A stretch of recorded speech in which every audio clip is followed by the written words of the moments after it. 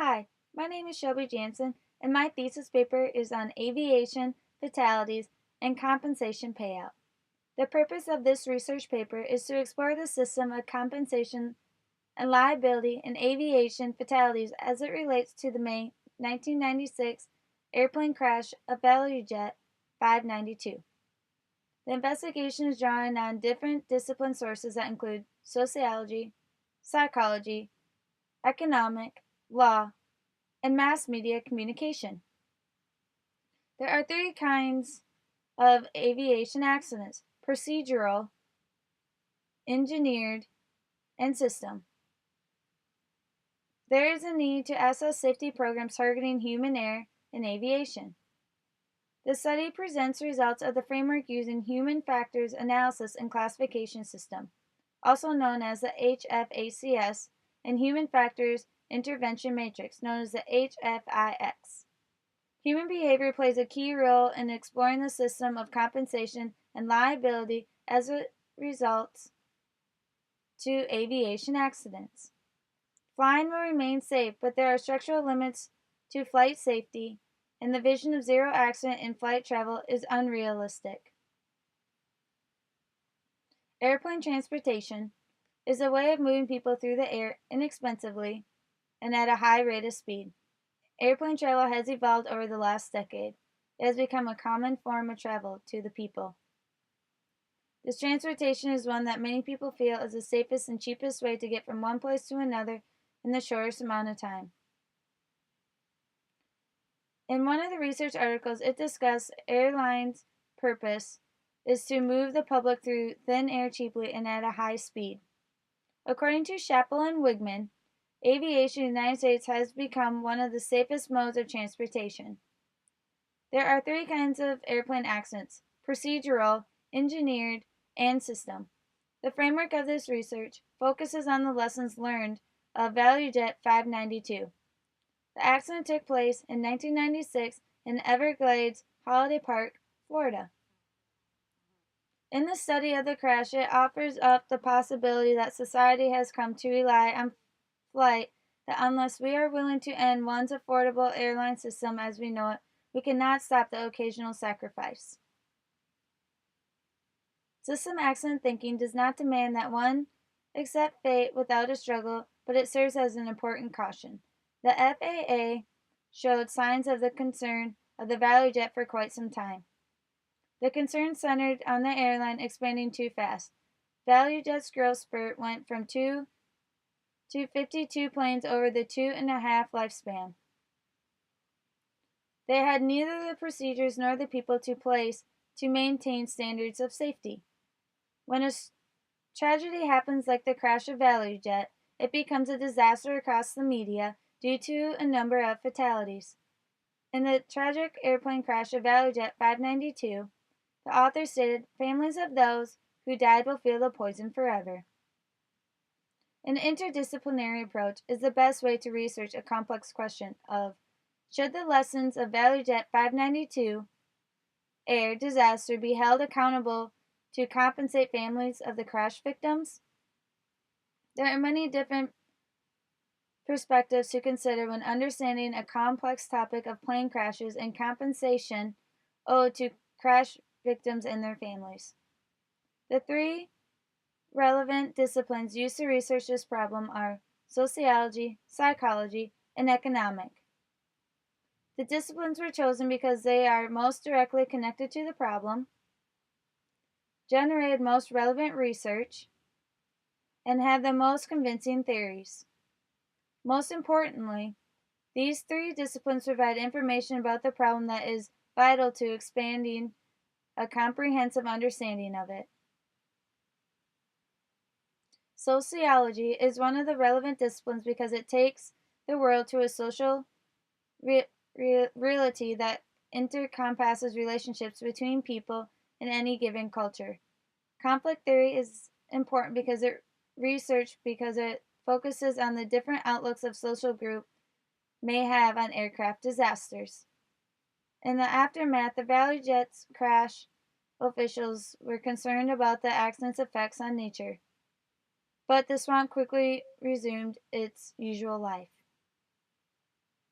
However, the families of those who did die provided less resistance. There are consequences when cost-cutting starts to jeopardize passenger safety. For example, ValueJet cost-saving effects on low-paid flight attendants, ramp agents, and mechanics contributed to the fatal crash. The FAA determined that in the past 10 years, 172 accidents could have been prevented in whole or in part with the safety management systems in place. The missing factors in the research include human resource management, communication studies, and data collection are ones that contribute to aviation fatalities. Human resource management, known as HRM, is responsible for training staff on procedures and policies. Communication studies is responsible in translating information from supervisor to employee or media to public. Data collection is critical in ways of gathering information from a variety of sources to get a complete and accurate picture of cause related to aviation fatalities. The general common ground found between the three relevant disciplines of sociology, psychology, economic is human behavior. This is because human behavior is a key component in most traumatic events. The airplane disasters can leave society in a sense of shock and misbelief. Human behaviors such as bad mood and anxiety can impact the economic world in ways of weakening the stock market. The doubtful investors in regards to future stocks will take less risks in the stock market. Human behavior plays a vital role in many events. An aviation disaster is one event that human behavior impacts significantly across many different disciplines. There are a number of important conclusions that arise from the research topic. Society's social function looks to protect life and health of citizens. The impact of disaster depends on the magnitude of the accident. When aviation disasters occur, society immediately looks for an explanation of why it happened. People are trying to find meaning out of something that they cannot make sense to them. Studies have shown that the impact of a disaster is not always portrayed to be negative. Victims of a disaster can benefit in ways of coming together in a group to provide sympathy and support to one another. New generations of researchers are moving away from the sociological point of view on community reliances in an ecological perspective. There are three types of errors identified that are associated with HFACS: decision, skill-based, and perceptual. There are also two types of violations, routine and expeditional, and are described in HFACS. Errors are ones that are considered as honest mistakes. It was best stated by researchers that human errors are like mosquitoes. They can be swatted one by one, but they still keep coming. The best remedies are to create more effective defenses to drain as a view of the swamps in which they breed.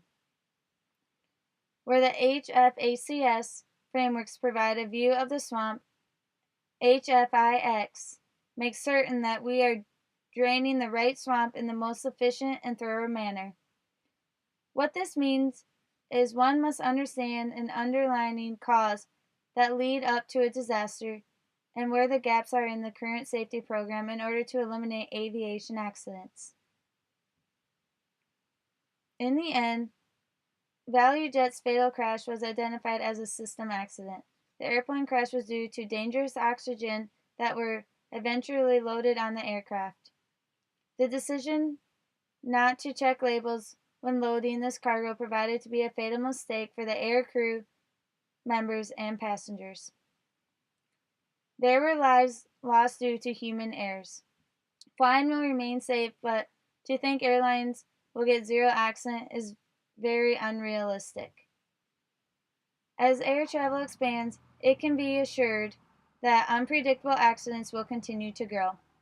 The crash of ValueJet caused most families to those who died to feel the pain forever. The Air Travelers Protection Act is in place to help victims airline disasters like ValueJet, to assure prompt award to families of victims on a no-fault basis, and to protect the airlines and manufacturers from financial disaster. Flying will remain safe, and for conventional reasons, including the admirable reaction we have seen to the ValueJet crash.